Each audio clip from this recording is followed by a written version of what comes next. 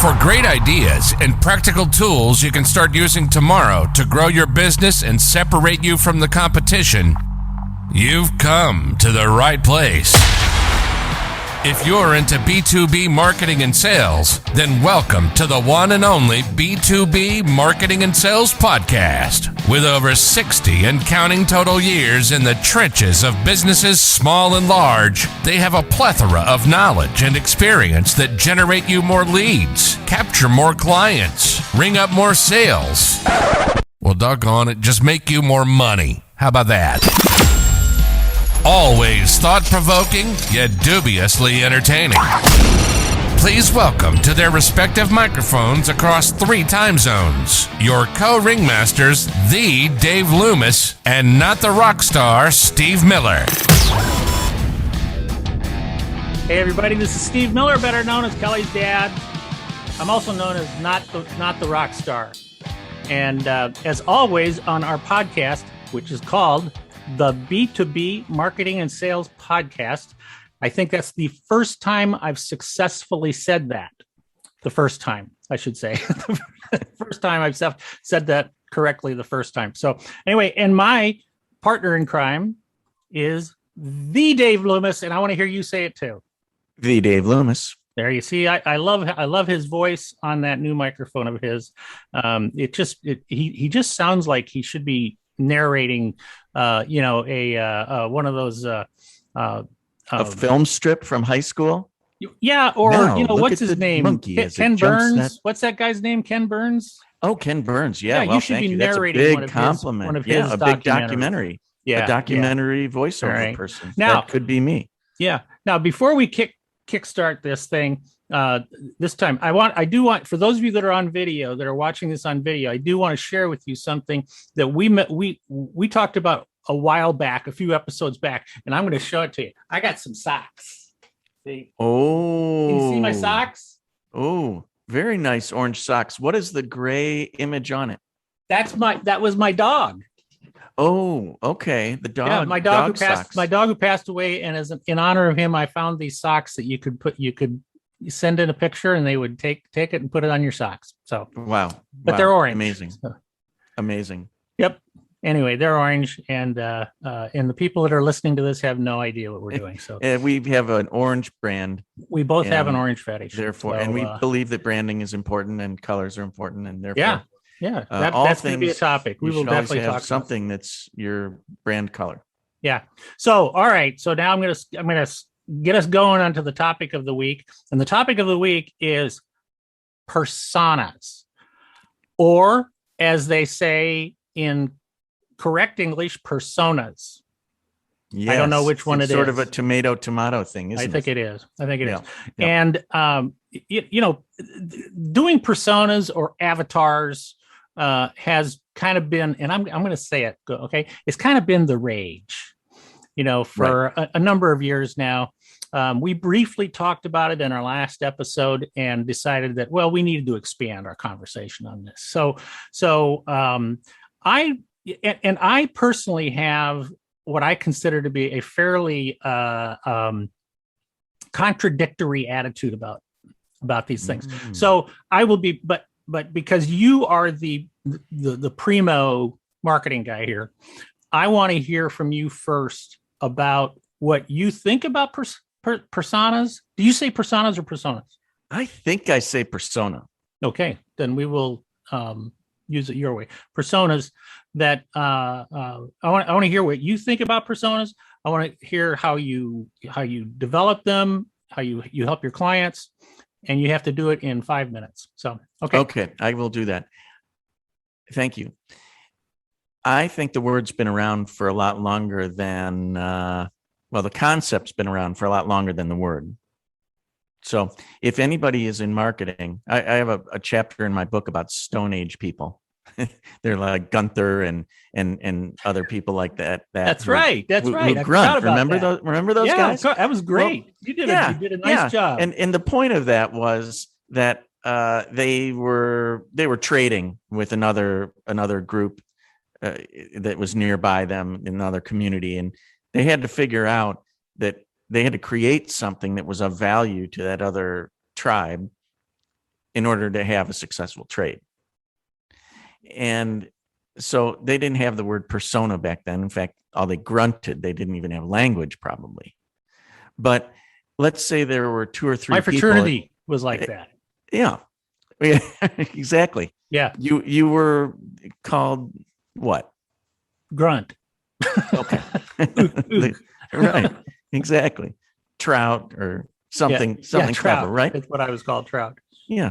So back in the old days, way back, I think that if there was more than 2 or 3 people that they had to target in this other made up tribe community that they wanted to trade with, they had to think about, for Sally, I don't know what their names were back then, but that we have to do this kind of product and we have to talk to her this way. And Gunther, well, he's this way. And the people that are in Gunther's little group, kind of need this. And then there's Uchaf. And, Uchaf. Good name. His people are very different. And they're older and, they need this other product that we know how to make.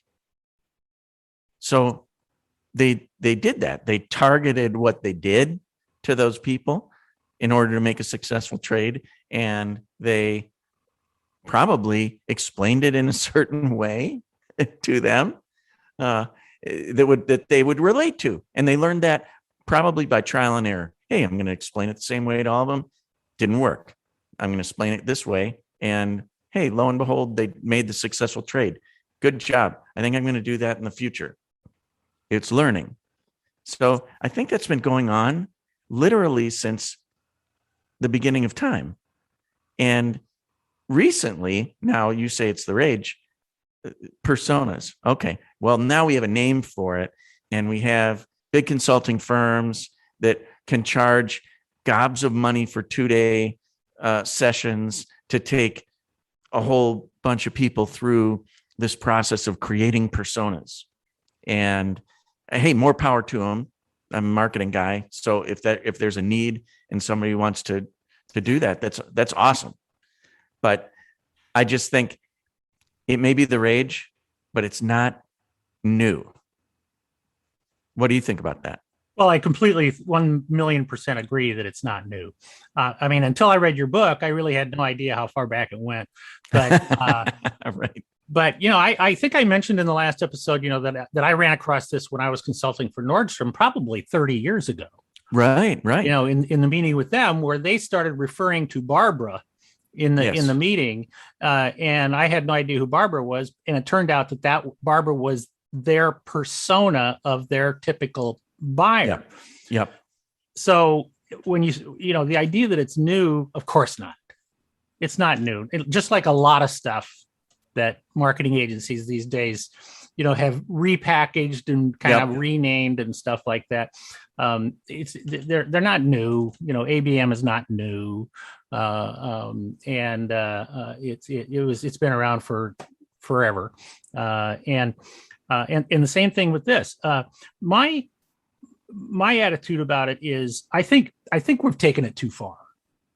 Okay. Like you say, if it takes you 2 days in an in-depth, workshop to go through and develop who that persona is for your company, I think the money that you spent on those 2 days is God's way of saying you've got too much money.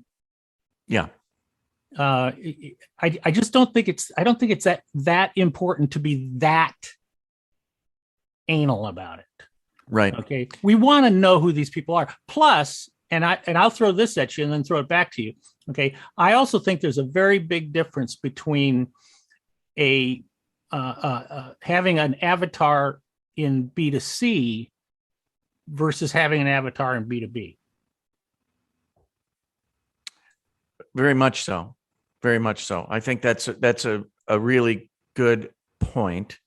So let's talk about that a little bit. Maybe unpack that, as they say. Yeah, sure. So let's talk about B2B.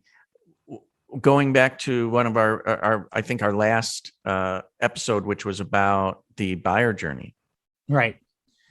One of the most useful ways to apply a persona is to not get too hung up on defining everything and, to the nth degree about that persona, the basics. Right.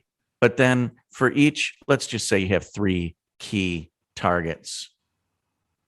Go through the whole buyer journey for each of them and determine how it's different and how they want to be communicated with. Like right. you like to say, where's the moose? Find where that person hangs out. So where does this persona hang out? Right. Moose are different than bear, and they're different than kangaroos, and so right. forth. So where does that person hang out, and what's their buyer journey, and how do they act? Because the persona is not an end in itself. It's a means to an end. It's just to help us get a better idea of how to sell to them. That's really all it is, right? Yeah. That's the whole point is to sell. That's the whole point. Now, I would suggest that people go back to Harvey Mackay's first book, Swim with the Sharks. Uh-huh. And, in there, he talked about, that with his paper company or envelope company, I think it was, that company, that he developed what he called the Mackay 66. And it was a questionnaire that whenever they had a new customer come on board, that the salesperson who was in charge of that account or something like that would start to fill out this Mackay 66. And it was a very detailed questionnaire that, you didn't really sit with the customer and go through it, but you would fill it out yourself. And it would give you a very, very clear idea of who this person was. Mm-hmm. And see, to me, we should be more like that. I don't think we should develop a persona that we then apply to all of our, like if you're selling, I don't know, rotary transfer machine, and you're selling it to job shops, that are, say, $50 million job shops. They've got 10 CNC machines on the floor, and this one machine will replace those 10, stuff like that. So the owner is going to be the one who's going to be making a decision on that, because it's not that big of a company. I don't think every owner's the same. So the idea for us to say, oh, he's, this is the persona of the owner of that type of job shop. I just don't agree with that. I think there's a commonality between maybe the companies, and that's where, like ABM comes in. Okay. Yep. But once we're there, then I think it behooves us to be as personal, to each one of our prospects. I came across a good quote from another B2B marketer like ourselves who's in this field, named Ardath Albi. Have you ever do not know Ardath. Come across her?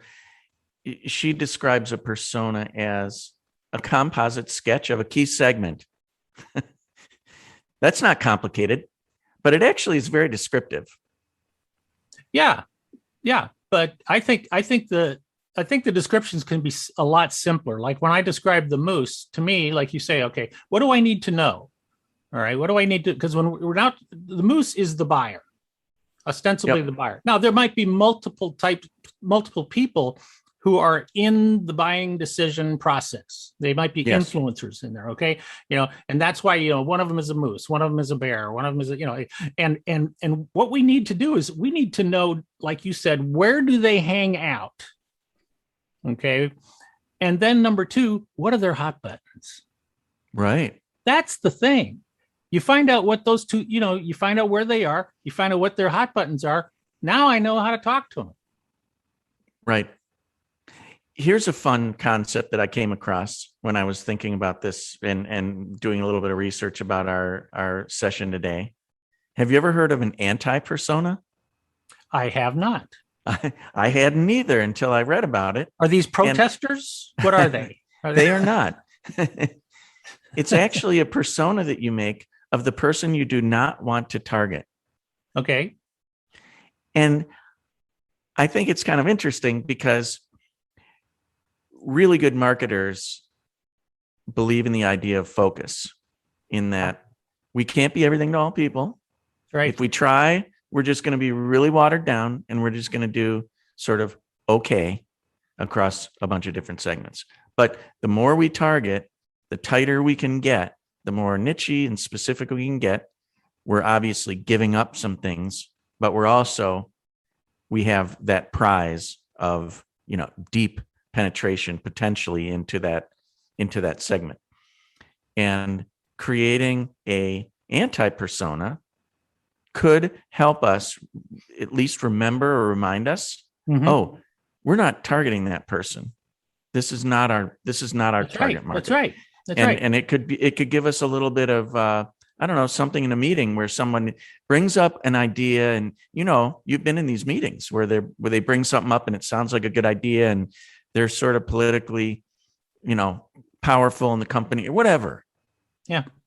And then you could say, well, great idea, only except we don't target that persona, persona. Yeah. So that's kind of a fun one that I came across, and it reminded me of Best Buy years ago. Do you remember this in like 2004 or something like that?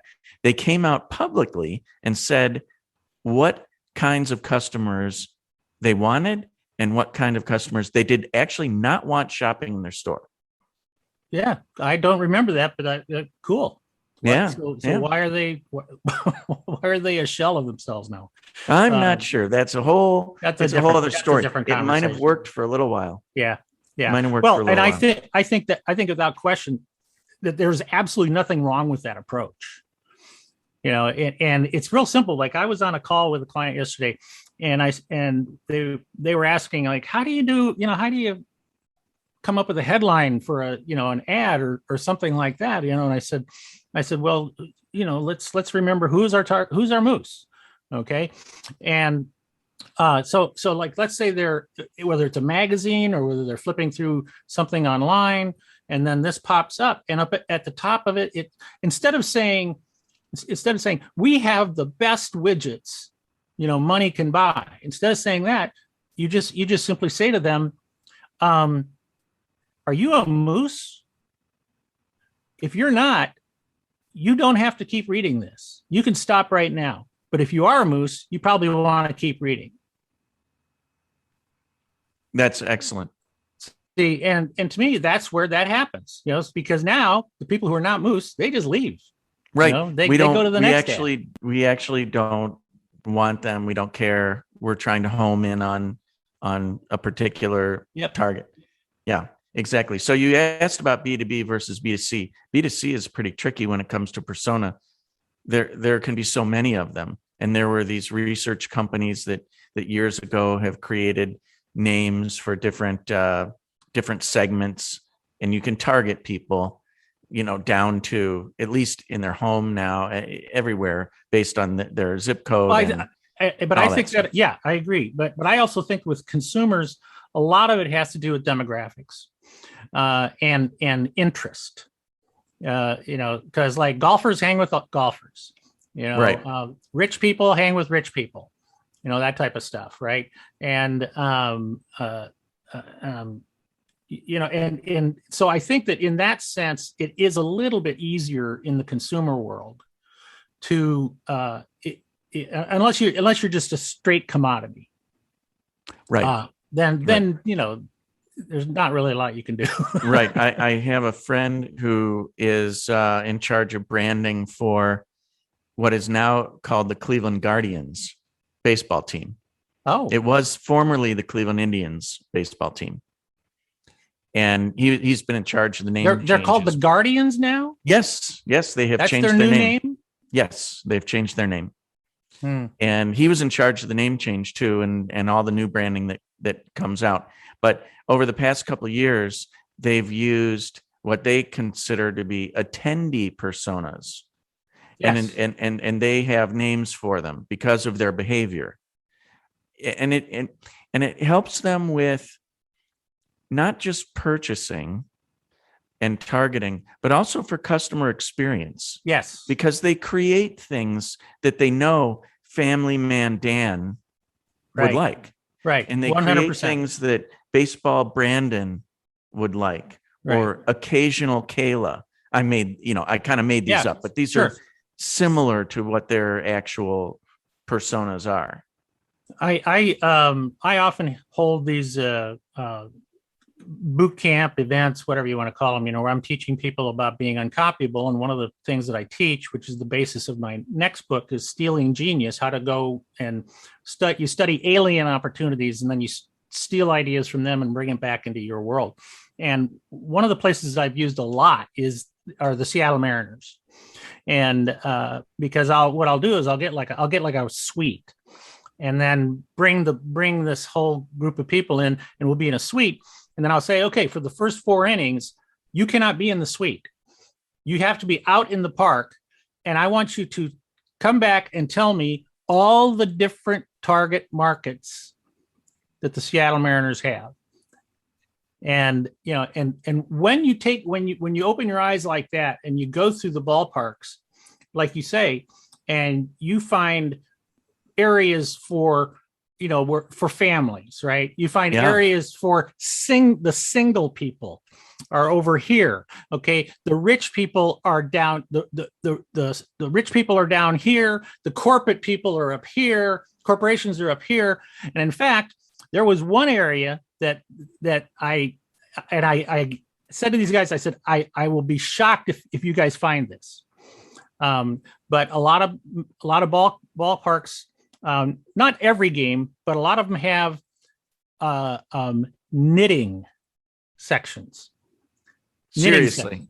Seriously, knitting sections where people who like to knit, they also like to hang out together and talk, and people who like to knit and like to go to baseball games. Crazy combination, but they've actually found it. And occasionally the Mariners will have that. And if you keep your eyes open, you will find that section. And the point is that not only is their messaging ahead of time, their marketing ahead of time goes to all of those different targets, like you're talking about, those different personas. But also in the ballpark, the signage, speaks to the specific group. And so if you're in if you're a single, you're looking for is the signage that's talking to you. Right. Because the signage will say, are you single? Are you looking for the single section? Well, the families ignore it and they go in the other direction. Right. Right. So it's really interesting how that works. Right. But I think companies, B2C and B2B, we're all wanting to be more inclusive now and making sure that we're covering all our bases. No pun intended. Yeah. Baseball. Ooh, that's a good one. Thank you. But I think that being sensitive to our different types of customers is an important thing, and we can always improve on that. Yeah.